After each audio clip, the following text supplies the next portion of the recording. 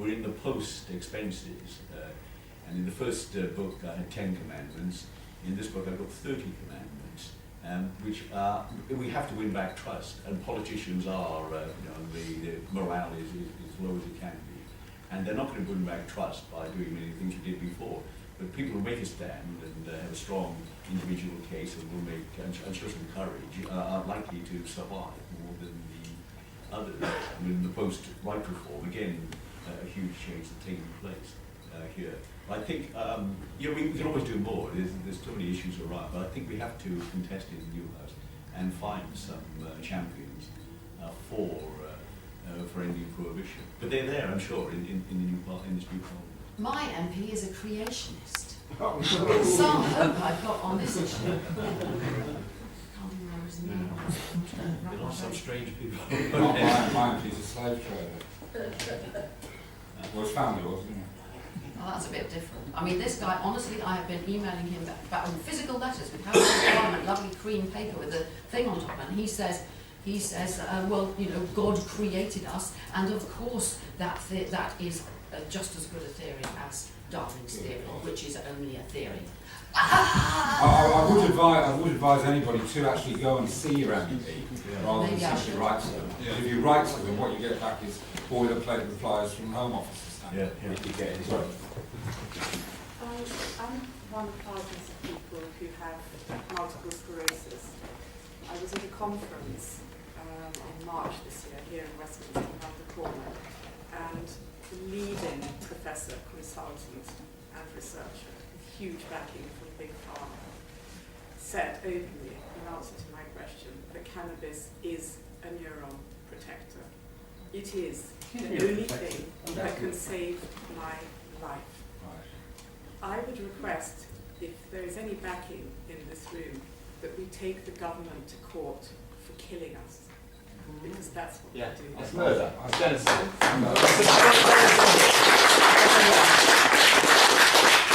Prohibition of cannabis is genocide.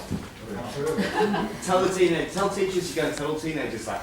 But what I've been doing is whenever you see teachers with their little duckling, with their little rows of what are they called? School children, they just stroll up alongside the teacher and say, "You've got to start telling those kids the truth about cannabis before we do." And that's all you've got to say. You can take it further. That's all you've got to say. It's like by the time they get home, you make sure you know the truth because they're going to bring it to you because we're going to bring it to them. We're going to tell the grannies and the teenagers, and then you've lost it.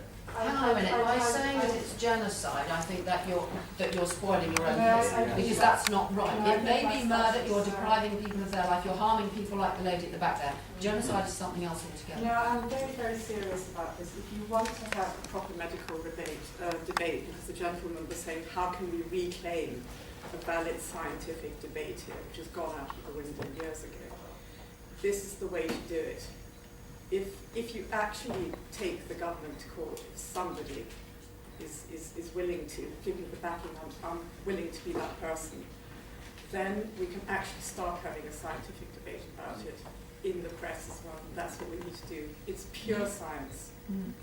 I think the legal issue, I mean, I'm not a lawyer, but the legal, I've discussed this with lawyers, the legal issue is that those sort of things are possible.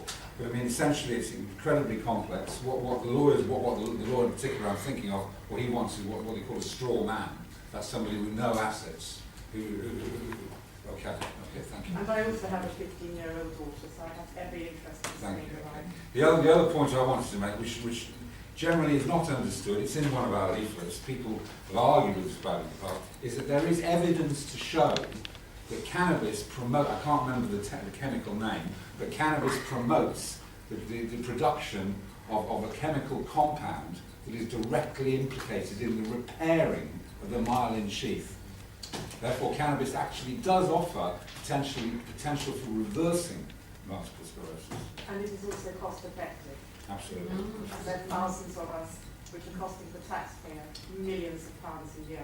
Absolutely. For completely useless medicines. Absolutely. I stopped taking that because I couldn't hold it on my conscience anymore. I was costing the taxpayer more than £16,000 a year. And I knew it wasn't doing me any good.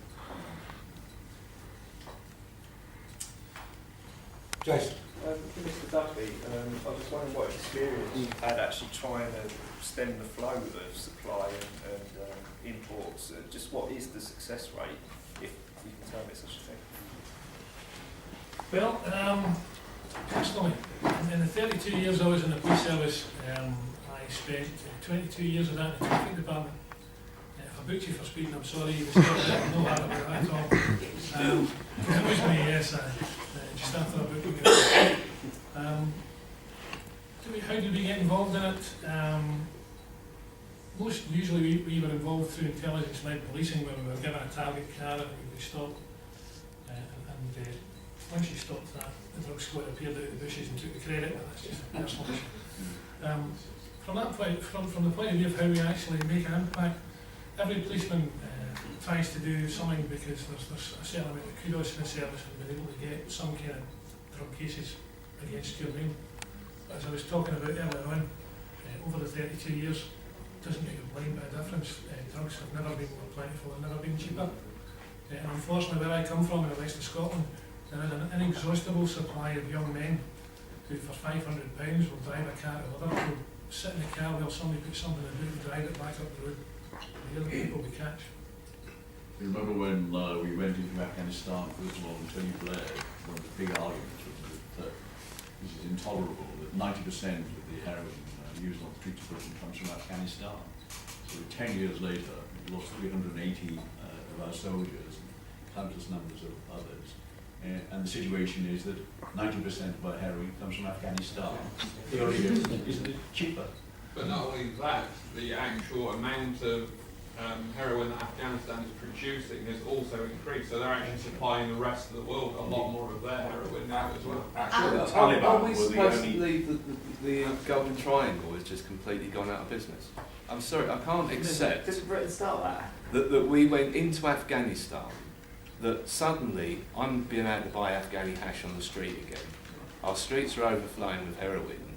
We're supposed to have that place locked down. How come it's all ending up here? I mean, And nothing's coming from the Golden Triangle. We don't even talk about the Golden Triangle for Laos, Cambodia. Well, as I was about to say, the Taliban actually, when they were in power in Afghanistan, reduced the acreage of the opium cultivation down to, you know, a fraction of what it was before and what it is now. 5% of what it is now. You know, the only reason why things have continued to flow through sales, we suspect a lot of people have been, the big traffickers have been stockpiling it and sort of let it come through. But certainly once we went in, then those restrictions went, and they were more concerned about being shot at than sort of eradicating poppies, not that eradicating poppies would do anything. It's like trying to stop a tide coming in. There was success, a huge cost in Iran of stopping some of the trade through Iran. We just flowed somewhere else. It just went to Russia, to Kyrgyzstan, and various other countries. I mean, it's it's as though it's being sucked in. There's been no success. It's just why is it all coming here? It's totally illogical. One of the things you have to remember is that this is a business to people. These drug cartels are... But we're an island. We're one of the most difficult places to get anything to. The fact that it would all be coming here is illogical. Yeah, it's not we've got a lot of money. We've got a lot of money, it's going everywhere else as well, it's just it's all going everywhere. When you look at the United Kingdom as an island with a 5,000 mile coastline, and you look at Her Majesty's Revenue and Customs who have the staff to monitor those coastlines and cut back, then the opportunities for it to come in increase all the time. These people do this as a business. They have transport managers, development managers, they have their own lawyers, their own accountants, and they run it as a business.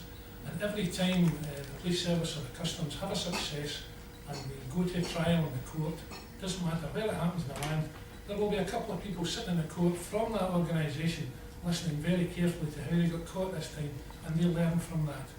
And they are very good at it.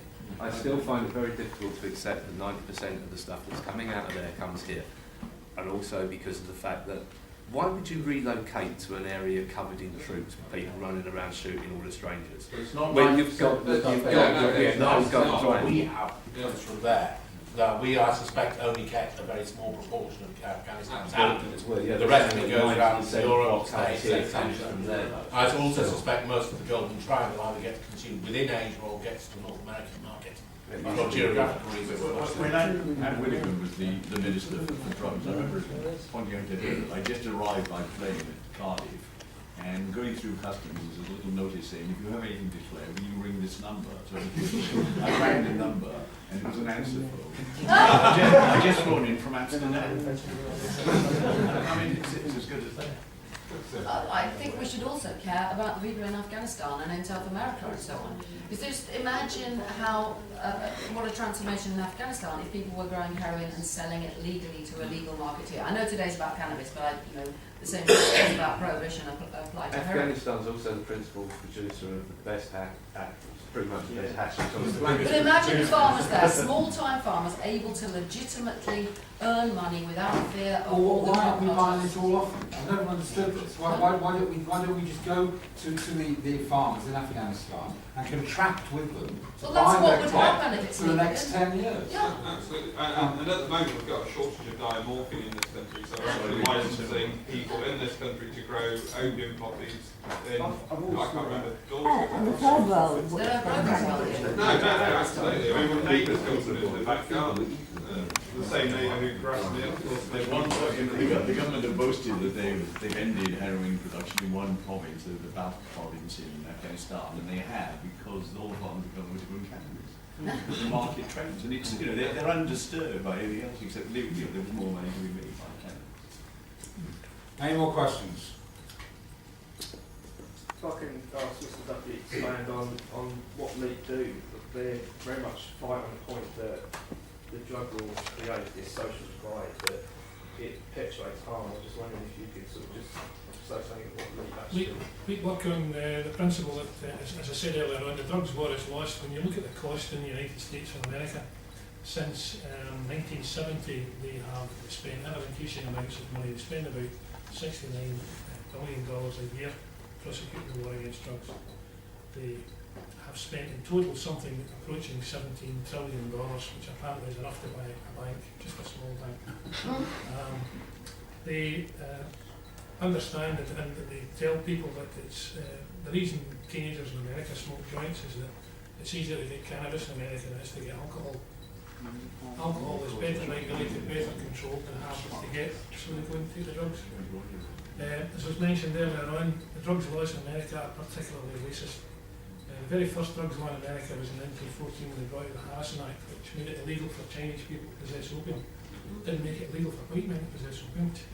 So if they raided a smoking den, they would arrest the Chinese people but not the white Americans. In America just now, you're 6 times more likely to go to prison for a drugs offence if you're black than if you're white. And all that's done is increase the prison population. LEAP say that when you look at the amount of money that's spent, it's propagating the war, it's putting money in the pockets of the drug dealers. We should take that money and put it into education, we should put it into treatment, we should stop criminalising people, we should treat them as victims.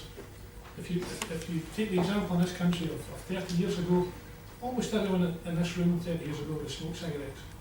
Look at it today, it's maybe 2 or 3 people. And how have we done that? Did we ban cigarettes? No, we didn't. We reduced them, we made them more expensive, and we educated people, we spent money telling people what the effect was, what the harm was, and it's reduced it quite substantially. It's not done away with it. We'll never do away with the drug problem, because there are people in this country, and all over the world, who enjoy a joint, enjoy a wee bit of heroin, and from my point of view, if you want to sniff it, snort it, stick it in any orifice in your body that makes you happy, provided you know what it is, what the strength is, what the purity is, what the effect will be, responsible adult over 18, you only go and fill your boots, because we're not here to wrap you in a certain rule. But we're not here to give it to children, we're not here to sell it to people under 18, we're not here to make it compulsory. This is about education, this is about taking the message to people at the bottom end of the scale and feeding it back up to the reaches the MPs. Then we'll get a change, and that's what we should do. I think a lot more of them should listen to you, Jim. That's